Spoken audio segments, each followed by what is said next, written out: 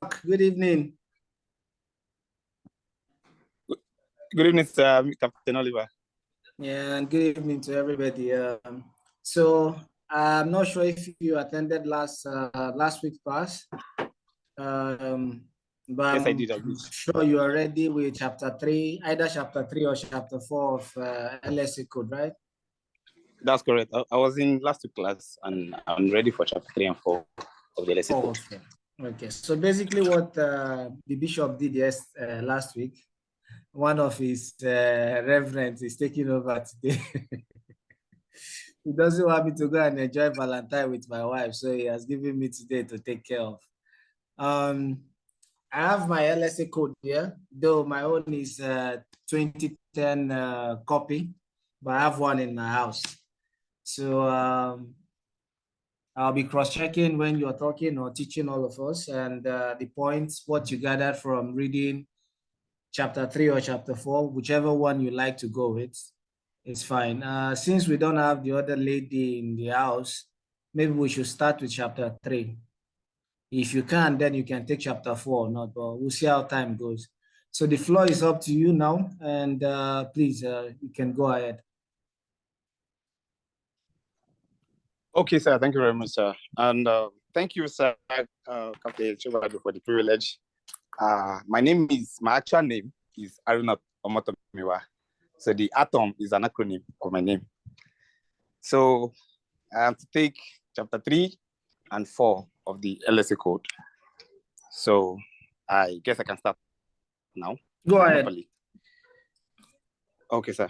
So chapter 3 is actually basically talking about the pyrotechnics on board.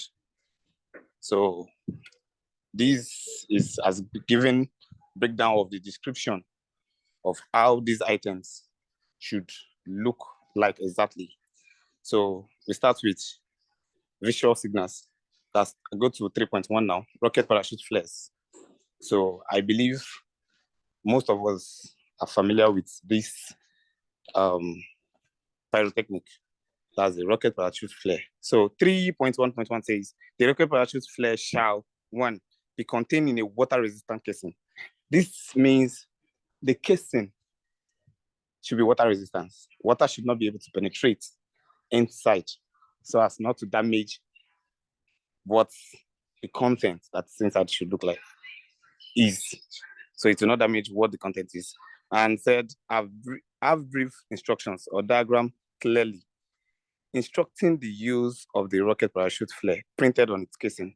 So just like we were talking about today in the GMDSS class, instructions are clearly written and stated on most of these devices and all these things we have on board.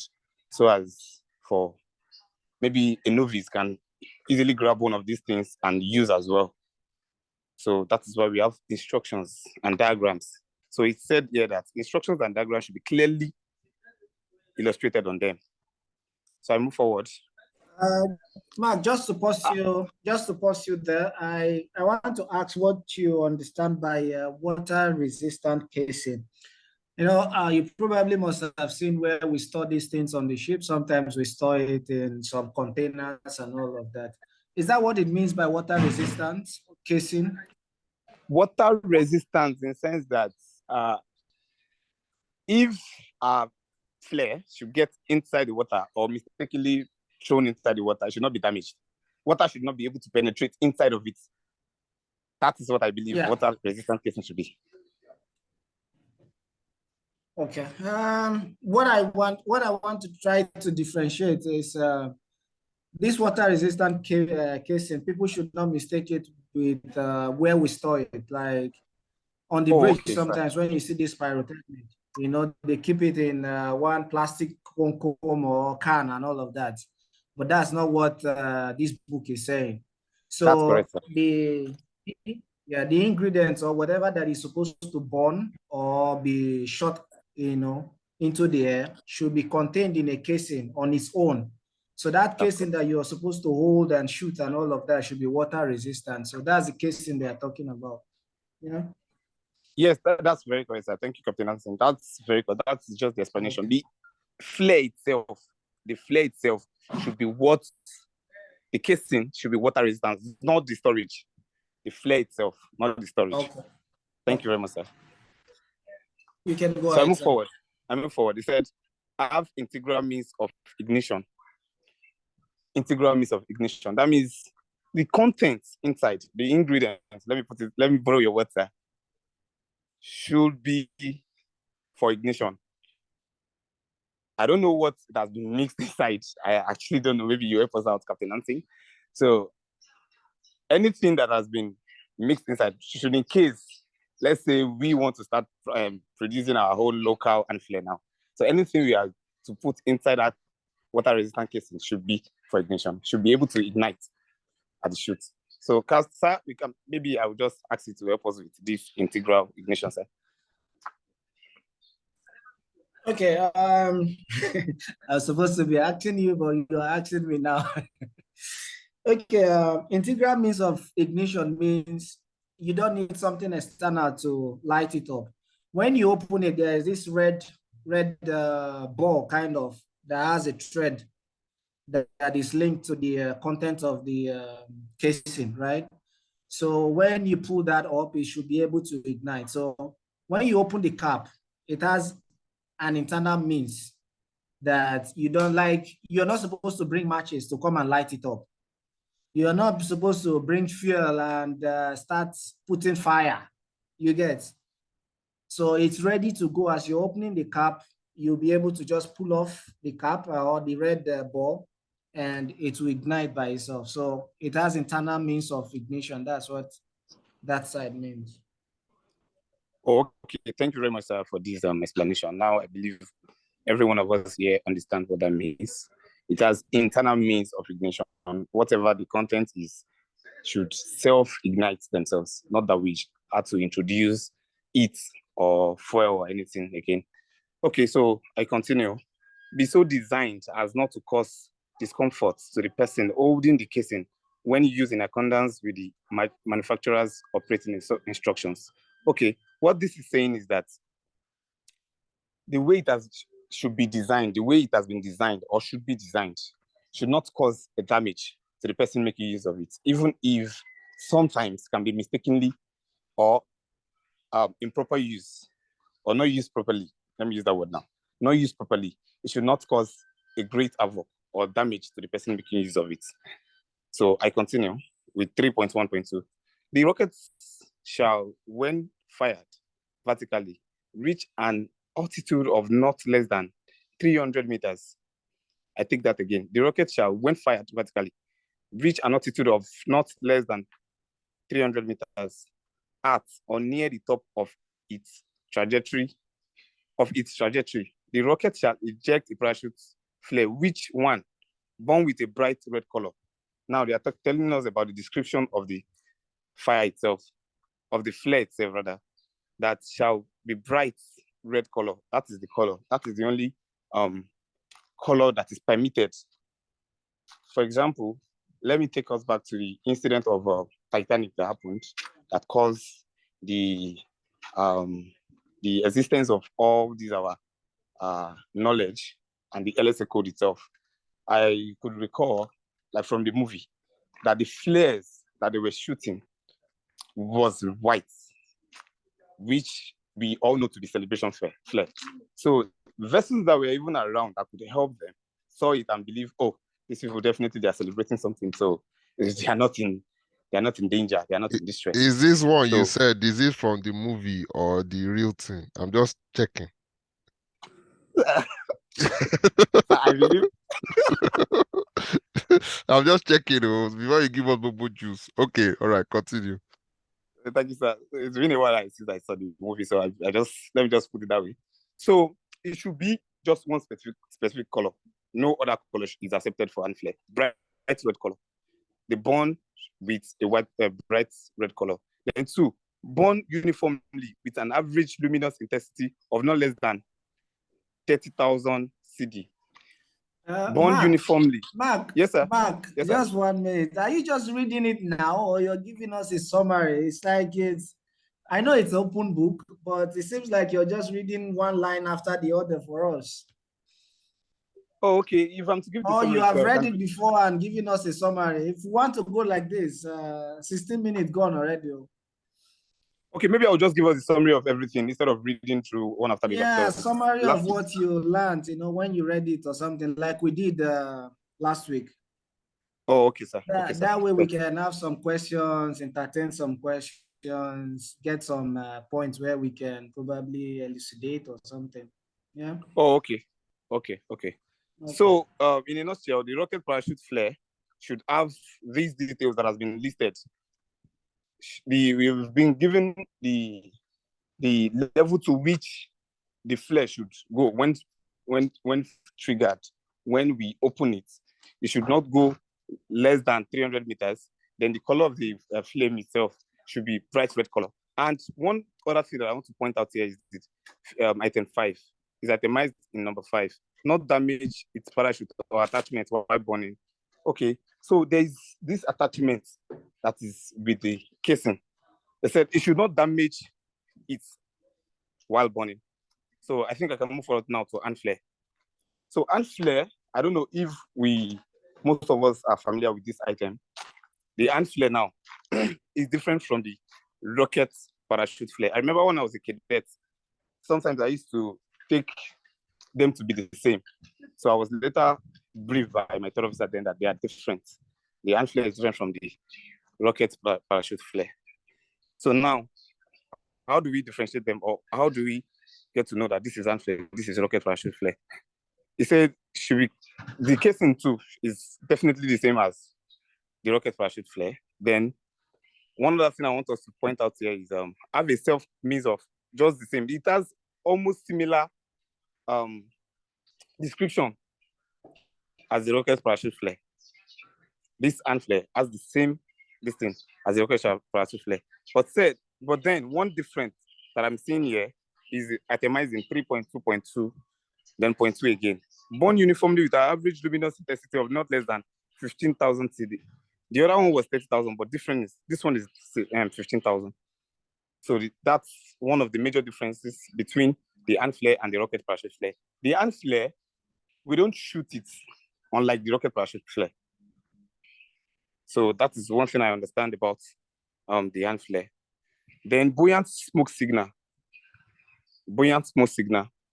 So I can just briefly give a description of the buoyant smoke signal I've seen before.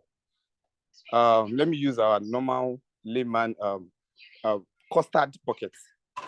There is this, what's the name of this? Checkers, yes. Checkers custard bucket. The one I've seen most time, the buoyant smoke signal I've seen most time on board, looks exactly like this container. So inside of it, we have things that are combined together that are meant to give smoke immediately the lid is opened.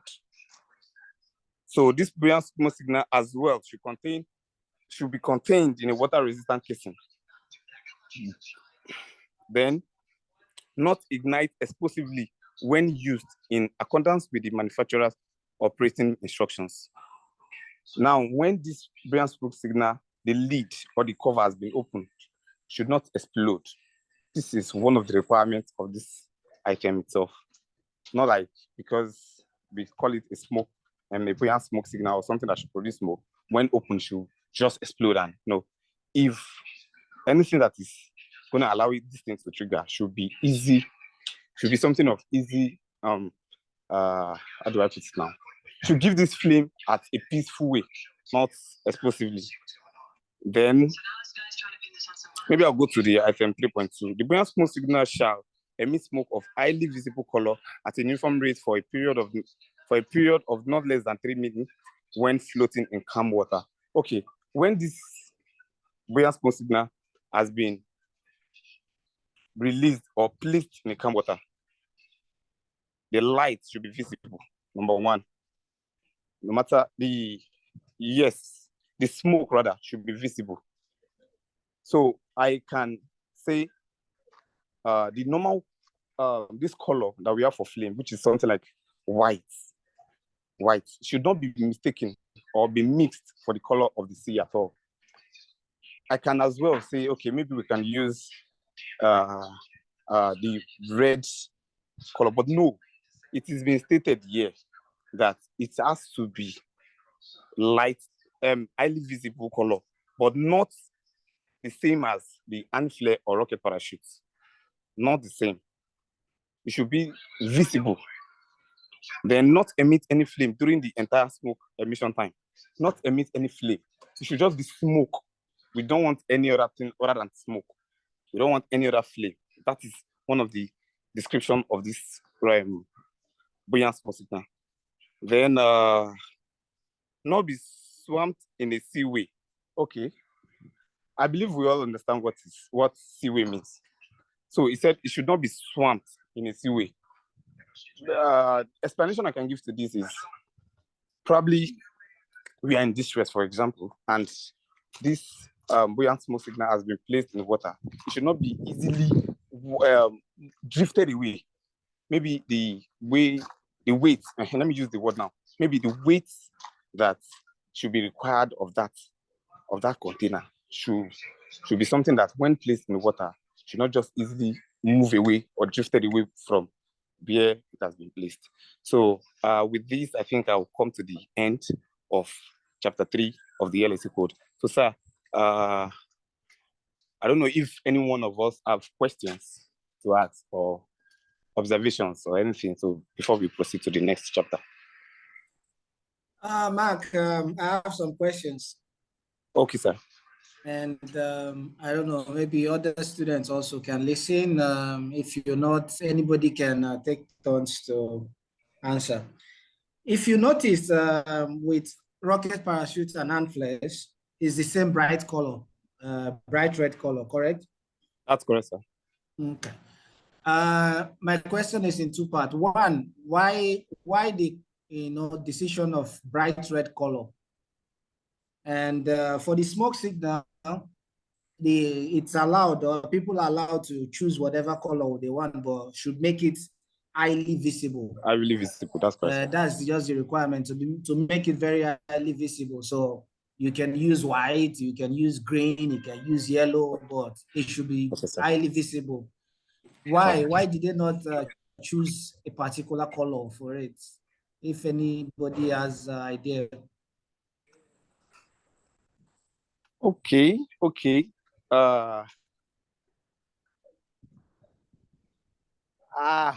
don't think I have an idea to that. Maybe I'll just throw it to the house if anybody have a better explanation to that.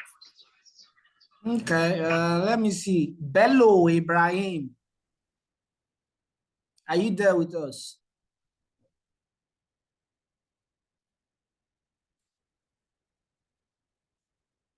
Bello.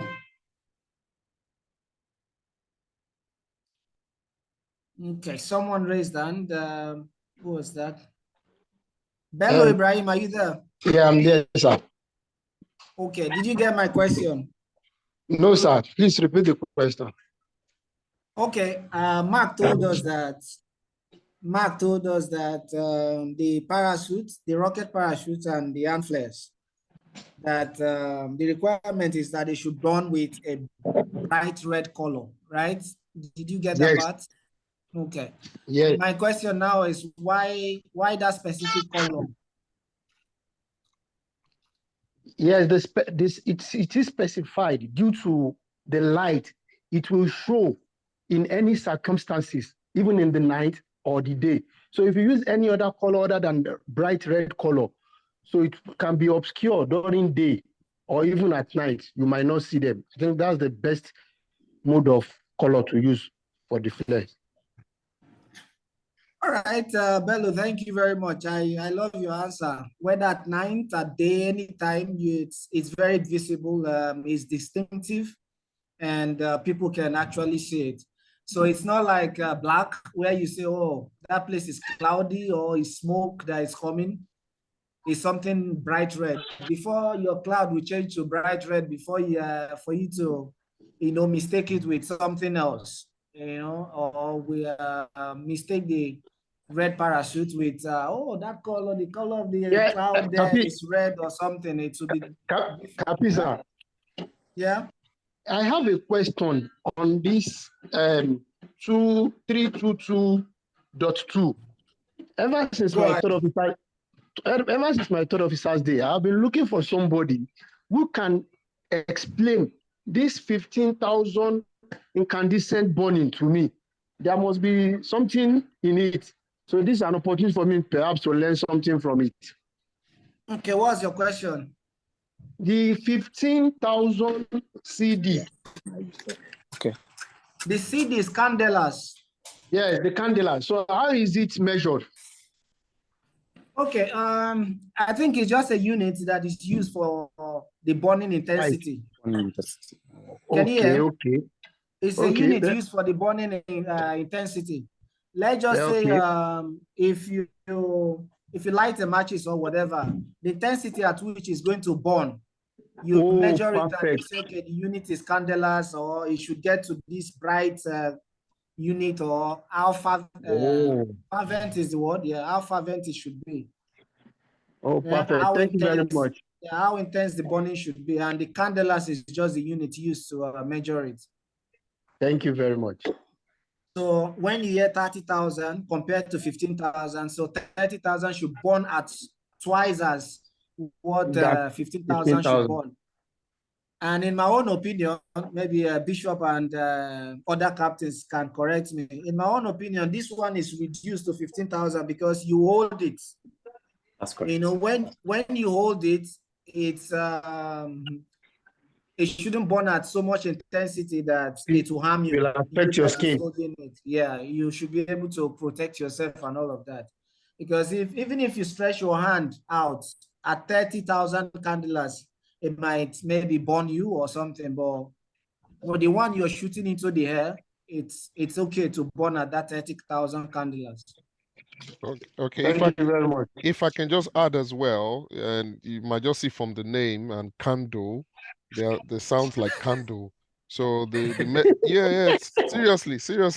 So that unit is from candle. In the days of candle, how many candles? And really, so one common candle will emit one candela. Yeah. So this is new knowledge for me. so Perfect. it's Thank you like very you're much. putting 30,000 candles, 15,000 candles, really, sincerely. So, but that's how, and Captain Levi is right, it's the unit for measuring the light's luminosity intensity. Thanks. Yeah, so again, we should take note of the burning period of these visuals, the visual signals, the burning, like for the parachute signals, it's stated that it should not decelerate at a rate higher than 5 meters per second. Yeah, and it should not burn for less than 40 seconds. The other one, 1 minute, and all of that. For smoke signal is 3 minutes. And Mark, I come back to you. Yes, sir, I'm with you, sir. Okay, what does it mean that the smoke signal should burn at a uniform rate? Okay, it is stated that the smoke signal should burn at a uniform rate. That means, let me just use my simple understanding. It should not be scattered. The smoke should not be just scattered. It should go at, should I say, at maybe one direction, or should not be just too heavy or something like that. I don't know if I've explained it little. Not really. Is there any other person that can try? JF, are you with us?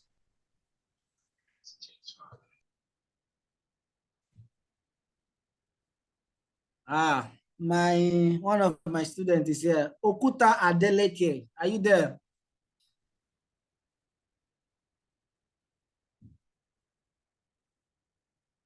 Baba Adeleke.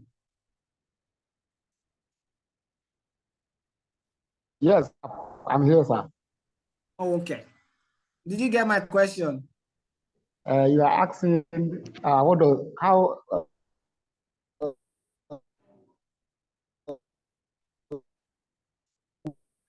We can hear you. what does it mean? Am I right? I can hear you. Can you speak louder? The network is terrible. Okay. Chima Chinonye.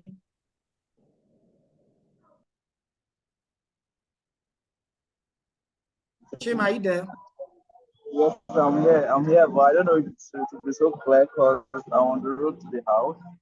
Okay. But we can hear you though. We can hear you. Just give it a shot. Okay, so I'm just coming in with question. Okay. The question is, it is required for the smoke signal to burn at a uniform rate. What do we understand by that?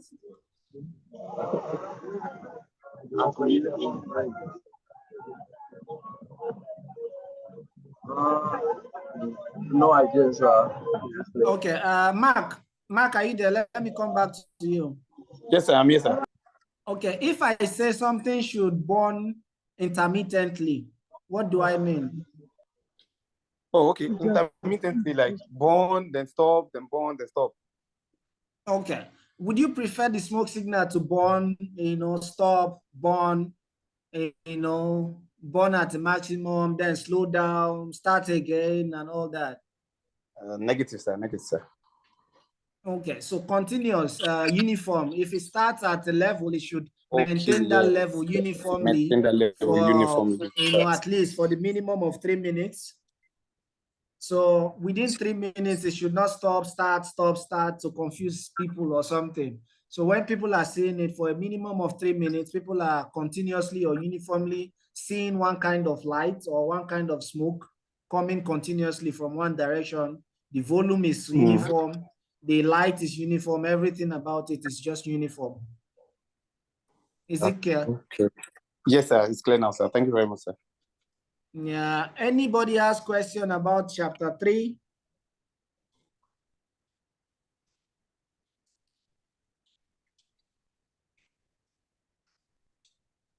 I guess no. Let's watch. Just a quick one on chapter 3. So now we've done this. I will say, and maybe most of you might have noticed as well during my inspection days, I noticed that a lot of counterfeit of these things are on board our vessels. Maybe that's what the operators, suppliers bring from the market, but we should not encourage this counterfeit on our vessels, and we should be able to identify them. Most of them, one way, I don't know anybody in this group. Have I showed you the counterfeit? If I've met you on board the vessel and I've showed you, you remember, I will show you there's something in the labeling requirements. And the reason I'm saying this is because if it's expired already, and some people went to wrap it again for you and sell it to you, and you have an expired product, when you need it, it will not work. All these candles they're talking about, it might not work. So one way I normally identify the fake counterfeit pyrotechnics and all these things is, if you look at the labels, the original ones have tamper-proof labels. So it's almost impossible for you to peel off the label and use it again. So every time you try to peel off a label, it will destroy. So the new ones, you see the labels are very smooth, they're very sleek, and sometimes the labels are also fading off. But I mean, I don't know if there's anything you can really do about it, but it's good for you to know if you have a counterfeit product on board your vessel, when you need it, it might not work. Thank you. Thank you, Bishop. And with all the other characteristics that we've studied today, you can probably be able to check which ones are original and counterfeit when they are supplied, right? That's correct, sir. Okay, Mark, so can we do chapter 4? Are you ready? Yes, I don't think the other lady is here. Bishop, what do you think? Should I continue with Mark? Yes, that's correct. You can continue chapter 4. Okay. All right, Mark, go ahead with chapter 4. Okay, sir, but this chapter 4, because it's lengthy, I would like to read word for word, but if I get to come across some that are not self-explanatory, I can buttress on that. Is that okay by you, sir? You want to read word for word? How do you mean? I want to read from the book. Then No. if I come across any line that is not too clear, then I No. can buttress on it. Sir. You have 25 minutes, so you cannot read word for word. We want a summary. You want a summary. Oh, okay. It's just Okay. a summary, Okay, really. sir. Okay. Okay, sir. Okay, sir. So, chapter 4 is talking about the survival craft. We all know what a survival craft should be. A survival craft is this part of the ship that is, let me put in the layman and this thing, a boat that is meant to, that we use to disembark or to get away from a point which we have distress or we have danger or that is something that has tampered our safety. So that is what our survival craft is. And on board ships, we have the lifeboats, we have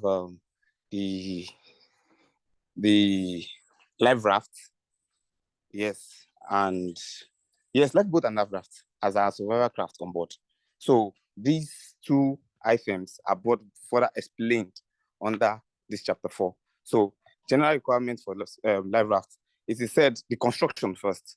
A life raft should be, the life raft, the way it is constructed is further explained is this chapter 4, item 4.1. So the way a life raft should be constructed has been explained here. So if we go by everything that has been said here, we should, like last week we were talking about the color and the what's this thing again? We're talking about the painting on the lifeboat, like the color of the lifeboat and the I forgot this word again. Excuse me, sir. Recto reflective, yes, that's what I'm looking for.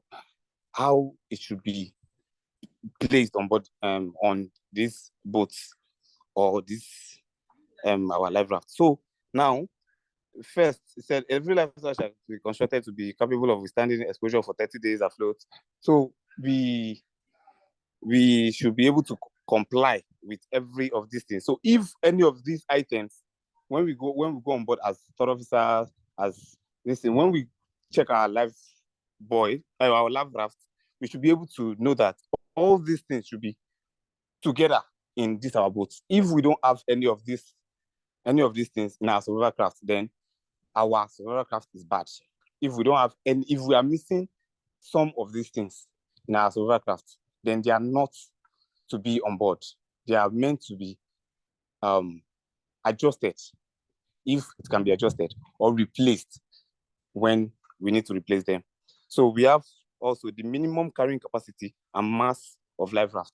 On our life raft, it is stated the minimum carrying capacity. It is stated on them. This can only carry 6 people. This can only carry 12 people, depending on the size of the vessel. It is stated on every of them by the manufacturer, because they are the one that knows what weight it can float after everybody or whoever personnel is on board is on it. This is what it can carry. So we should not deviate from this. If it says carry 6, let us not try to carry 7. Let us not try to carry 8. So also then the life raft fittings. These fittings now are these fittings now are what should be inside. I believe what should be inside the life raft. Like for our life raft now, I believe we have the bailer. We have there are some things itemized already that should be inside our life raft. So we should ensure that all these things shall be there. And as well, on the design of these our life raft, there are some is it grip line that it's called? There are some lines that are done on the edges that we can use to board into them. So this is part of the fittings we are talking about. Then 4.1.4 talked about David's launch life raft. That is the kind of life raft that there is a mechanism that is being used to launch them into the water. It's different from the one that we throw from on board to the water. This one now, there is a mechanism that we use in dropping them and launching them into the water. So this is all these that are listed here should be complied as well. If we don't need to miss out of any of these items. And we should take care of our David's launch, either for our live raft or our live boat. We should make sure we take care of our Davids because it is so important. Let's say, for instance, surveyors or inspectors are coming on board and they see any of these things bad or emergency happen and these things are bad, these things are not working properly the way they should work, then it will be a problem for not just this thing, but for ourselves too, for our safety, because all these things are still talking about our safety. Boils down back to how safe we should be on board. If these things are not in place, then we are also jeopardizing our life. Then the equipment now is talking about things that should be consist of inside our life rafts. Like, for example, our lifeboat now, I believe we have a lot of things that has been listed. Part of it is the medical first aid items, our food ration, our water, and these things also have quantity of which should be placed on inside the boats. Also, we have the items that are used to, for example, the engine, there is engine failure. There's also a chance for paddle as well inside the life raft. Also, there are bailers. We have things that are already itemized that should be inside the life raft and the lifeboat as well. So they are all listed in this 4.1.5. So I go furthermore.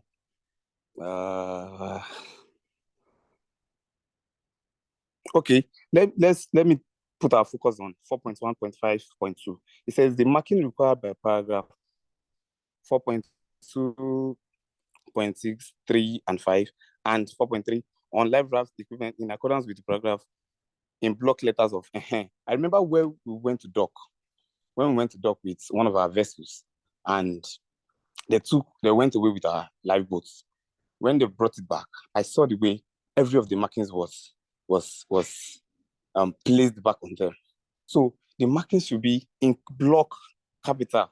It should be in capital letter, not so small that even when we are to read, it will not be difficult for us to read. Or when inspectors come on board, it will not be difficult for them to say, okay, this is the capacity, and the markings too should be complete, because the name of the vessel should be on it, the carriage capacity should be on it, the high number of the vessel should be on it, and other things as well that are meant to be written on it should be in block capitals.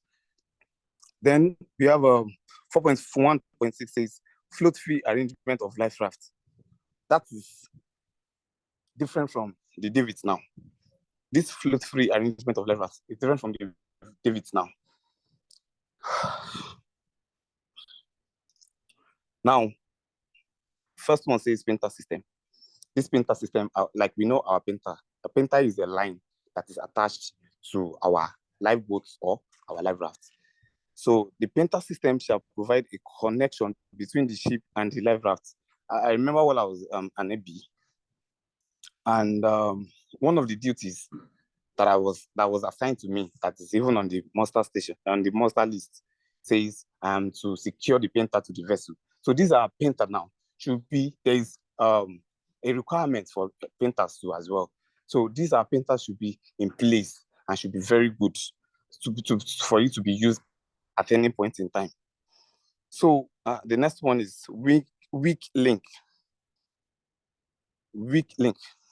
So this weak link, sir, I read it, but I'm not too familiar with it. So Captain Anton, I would like you to explain to us, please, what this weak link is, because I read it, but I'm not familiar with it. So I want a very good description of it so that other people can also learn from it, sir. Okay, Mark, I'm very sure when you were doing drills, man overboard drills and abandoned ship drills, they must have explained this to you. When you go close to the life raft with the arrangement and all that, where you take out the lashings and all of that, and yes, where the painter is attached to. Yes, sir. There is one reddish color in form of a square where the painter is attached to this thing. You remember now? At the HRU. Yeah. Okay. I think I'm trying to connect them. You know where you have all the lashings coming down, the send-out slip is there, the HRU is there, the painter Yes, sir. line is there. Yeah. Yes, sir. You know that that's colored, I think it's red. Yeah, pinkish or red, and it's like a four-corner shape. Yes, sir. That's correct. Yeah, I think I that's can the remember weak now. link. Oh, okay, okay. So it says if a weak link is used in the float-free arrangement, it shall, one, not be broken by the force required to pull the painter from the live raft container. That means where this weak link now shall be so strong that even if the live raft is launched, maybe through the davit or the one we use our hand to lower inside the water, the weak link should be so strong that it can withstand the force. It should not just break when it is lowered inside the water. Then, if applicable, be of sufficient strength to permit the inflation of life raft. If applicable, be of sufficient strength to permit the inflation of the life raft. That means when the life raft has been lowered into the water, when when it begins to inflate, this thing should still be able to be sufficient, the strength to be sufficient, and not to just break away from the painter that is being attached to the vessel itself. Then break under a strain of 2.2 plus or minus, then 0.4. And they are talking about the strength of breakage now. So because I was not too familiar with it, so that was why I got it confused right from time. But with this explanation, I think I can recollect what it looks like. So you said it should the breaking strength now should break under a strain of 2.2 plus or minus 0.4. 0.4 now. So I'll move further to the HRU, that's hydrostatic release unit. Yes, I think we have been sent the picture of the HRU. So that is what our HRU looks like. This HRU now is a device, let me use the word device, that is attached to our live raft. So when we secure our live raft on board, when we go close to where it is secured, the arrangement, we'll see this device there. And the period of validity of this device is nothing less than 2 to 5 years. The period of validity of this device is between 2 to 5 years.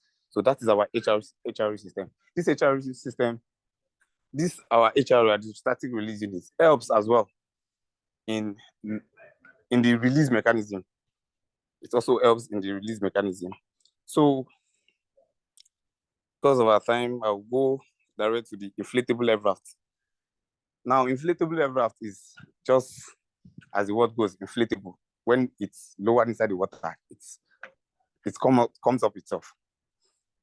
It opens and permits us to go inside. Sorry, Mark, 1 minute. Since we have about 10 minutes, Captain Oliver, what do you think? Should we just pause at this stage and let us dwell more on this life raft and HRE arrangements for the remaining 10 minutes of the class, so that from next week we can talk about this life. What are you talking about, Mark? Are you still talking about the life raft? Yes, no, I'm talking about life raft, but I've moved to inflatable. Okay. Let's round that up. I don't want us to go into live boats. Let's stop at the life raft so that we can talk more about HRE. I think we should spend a bit more time on that. All right, thanks, sir. Sorry for that. Okay, sir. So inflatable aircraft. The construction. The construction have been also listed here for us. It says, let me go straight to 4.2.2.2. It says the floor of the live raft shall be waterproof. The floor of the live raft shall be waterproof and shall be capable of being sufficiently insulated against cold. That means the way it has been constructed shall be waterproof. Water should not be able to penetrate. And we should ensure that because while I was on board, I remember sometimes when they do monthly inspection and yearly inspection, the third officer then will inspect every month, check but he cannot open the casing of the live raft to check maybe what is inside the casing is still okay or not. But every year when the shore service comes to check this thing, they will take it ashore. I remember they used to land it ashore then. They will take it and bring it back. So sometimes I used to even argue with them that, are you sure you people actually do something to this thing, or you just took it, then change the grip that they have used to should I say lash now, the casing? Is it that you've actually changed it, or you just change only that grip and bring it back and say, okay, our life raft is ready? So all these things, they said we should make sure that it is water resistant, it is waterproof, and sufficiently insulated against cold. Not that when it is launched or we are in distress now, we will not be suffering from cold that we are getting from the life raft itself. So we should not be, if submerged in water, we should not easily get this thing from it cold. So the floor of it should be very okay, should be constructed in such manner.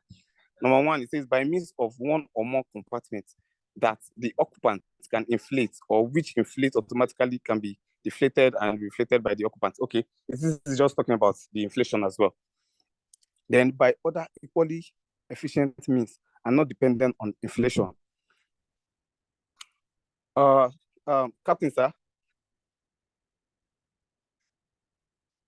Captain Yes, Oliver. go ahead. Yes, go ahead. Yes, I want you to help us explain better on this one. By other equally efficient means, not dependent on inflation.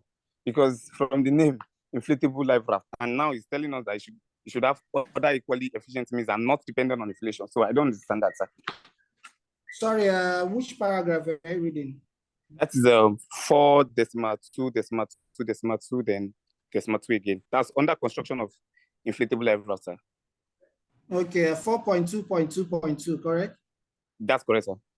Okay, the floor of the life raft shall be waterproof and shall be capable of being sufficiently insulated against cold either Yes, sir. by means of one or more compartments that the occupants can inflate, or which inflate automatically and can be deflated and reinflated by the occupants, or yes, the by one. other equally efficient means not dependent on inflation.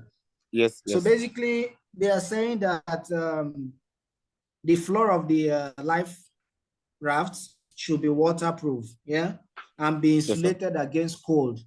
So number one is telling you can use air to inflate it, air or any other thing that you can use it to inflate it, to be able to raise it a bit above, the floor level. So if the floor is cold or there is water and all of that, or because of the exchange of heat to maybe the water body is very cold, so you're floating on water and then it's affecting every other thing and all that. It can be by other equally efficient means, not dependent on inflation. You've heard of thermal protective aid, right? That's correct, sir. Yeah, so the floor can be done with thermal protective aid or something else that do not allow cold to radiate, right? Yes, I'm clear on that. The external cold doesn't radiate into the inside the canopy and then affect or make the whole place not comfortable for occupants. So you can use any other material that does not allow cold in.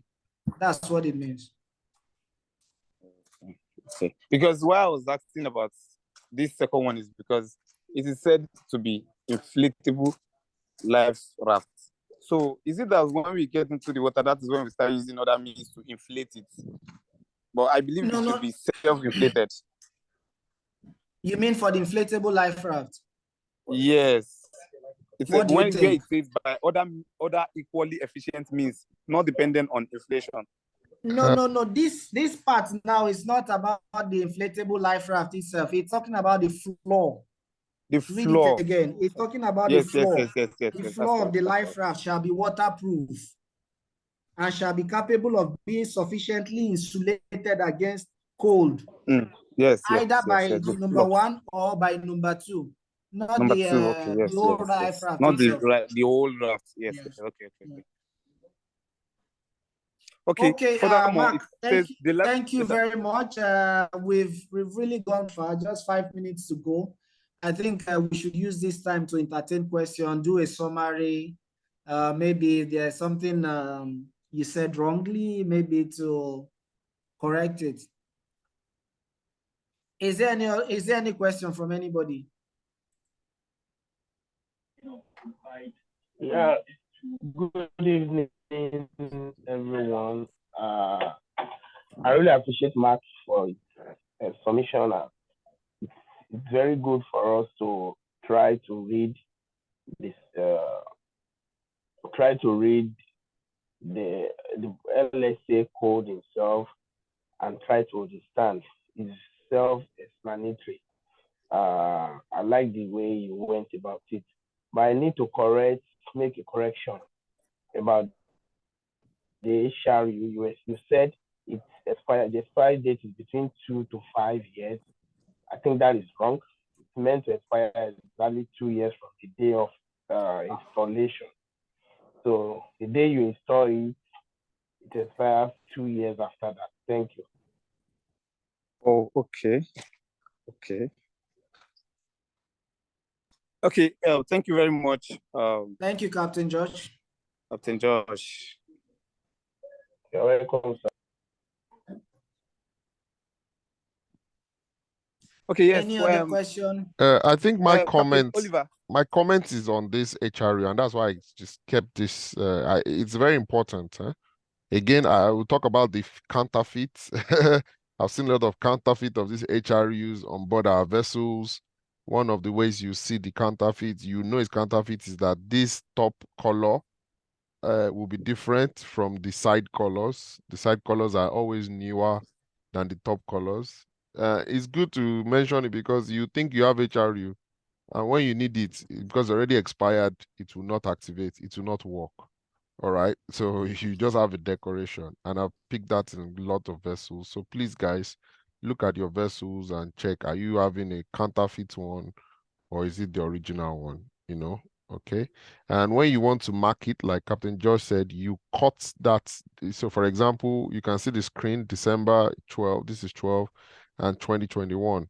What some people do, they will shade it with some maybe marker, which can easily fade away. But that's not how to do it, because when you shade it and the marker fades, you can go and shade another place again. However, you're not doing me, you're not tricking, you're not doing this for the sake of the surveyor. Everything we're talking about is for the sake of people on board. Because when you are at sea, you are trying to save money for your company by tricking, by doing all that. The people you are saving money for will be at home with their families. You'll be the one that will require to use this thing. So you cut it off. You cut that 12 off. You cut it. It's permanent cut so that people know when you actually cut it off, and they will be able to do 2 years from there. Okay. Now this is, that's the weak link you're talking about. You see that red part you're talking about. So the arrangement of this is very important. I think one of the things we'll try to do from next week is the launching procedure. We should talk about that launching procedure with automatic, manual, and David. The launching procedure, I think we'll start from there next week as well. So, Mark, the exact points you stop, please drop it in the group so that the next person, hopefully, maybe, I don't know who will nominate for next week. Maybe Abigail will be available next week. She can start from where you stopped.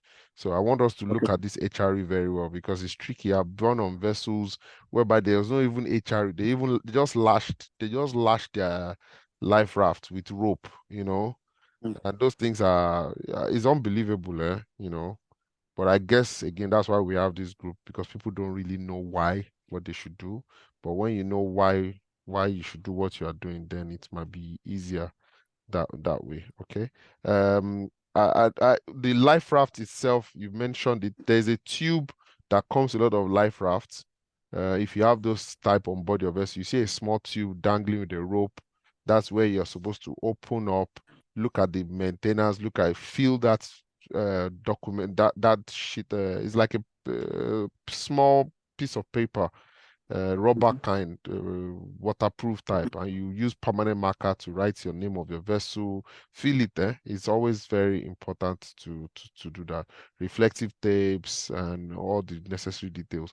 Now, most importantly, again, is I've noticed that when I request for this life raft certificate on board vessels, and it's given to me, I've seen this in a couple of vessels. I see the contents inside. The vessel has been serviced by a shore operator, or shore technician, or service provider. So the life raft's next service, for example, can be September, September 2023. But the contents inside are expiring in February 2023. So all the biscuits or whatever, the portions inside the life raft is expiring before the next service. So I'll bring that up a couple of times. As responsible officers, look at that as well. So for me, I don't understand if the content inside is expired, is expiring before the next service date. That's a bit of a discrepancy for me. Maybe an omission. Maybe I might be wrong. I don't know. But for me, I would have expected that the next service should be the month where that the first thing is expiring, or they should just change the solar package inside the life raft. That's my own contribution on that. Thanks a lot, Mark. It was really good. We know that next week you just continue in case Abigail wants to give me shocker. You continue. Okay. Okay, sir. All right then. That's fine. Thanks a lot. Yeah. Thank you very much, sir. Then Captain George, thank you for that observation. The same thing you mentioned about the validity, I also questioned it. I asked questions about it.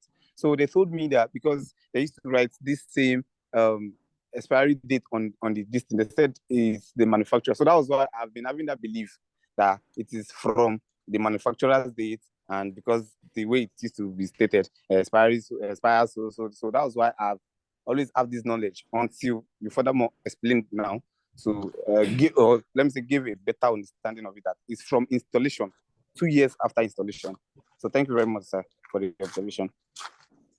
Okay, thank you, Mark. Thank you, Captain George. One more thing from me, maybe before Bishop says au revoir. For those of us that are on board, in my few years as captain, I've noticed something that probably this is a perfect time to correct it. Some officers come on board, second officers and all of that, and they're in charge of life LSA, life-saving appliances and all of that. So they try to look for the inventory, the last inventory, to check if the equipment are there or not. And some people struggle to know where these things are coming from, what should be in the life raft, what should not be, when it should expire, what is good and what is not good. Yeah, what to check for when you do your weekly checks or 1 month check and all that. If it is all stated in the LSA, like if you check the equipment that are stated there, so when you go or when you want to do your weekly checks, you don't need the inventory of the previous second officer that was on the ship. He could have done it wrongly. Anybody could have made a mistake. You can easily go to the LSA code and make a new one, right? And if anything is missing, maybe tell your captain, inform your captain, make a requisition and all of that. For want of time, I will not read out, but if you can see all the things that are needed: buoyant lines, smoke, sponges, smoke signals, and parachute flares, hand flares, and all of that, and the numbers that are needed: electric torch lights, life-saving signals, fishing tackle, sea anchor, paddles, and how many that are needed. So if you're on board now and you're ready, maybe you're still a cadet or an officer, next time when you're going for the weekly check, use this checklist here. Check where it's coming from, check where that inventory is coming from. So even if they've made a mistake, you know how to correct it, and you know how to escape Captain Tayo when next he comes to do inspection on your ship. So you will not tell him, oh, there's no sponge. Capi, is there supposed to be sponge or not? They're supposed to be sponge as per the LSA code. So thank you. That's from me. Bishop, over to you, sir.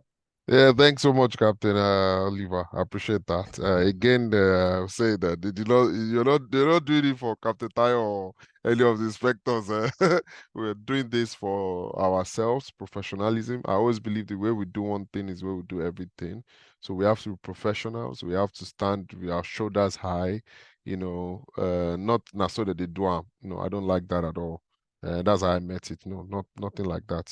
Whatever it is, we have to be at the top of our game. So thanks, Mark. Thanks everybody that came in today. I appreciate that, and we'll see next week. So, Mark, the exact number, the exact code you stopped, please drop it in the group. Okay. Okay, sir. I'll do just that, sir. Yeah. Thanks so much. Have a nice one, Sadiq, Chima. It was a pleasure having you as well. Thank you Thank you very much, Bishop. Captain Oliver. Thank you. Happy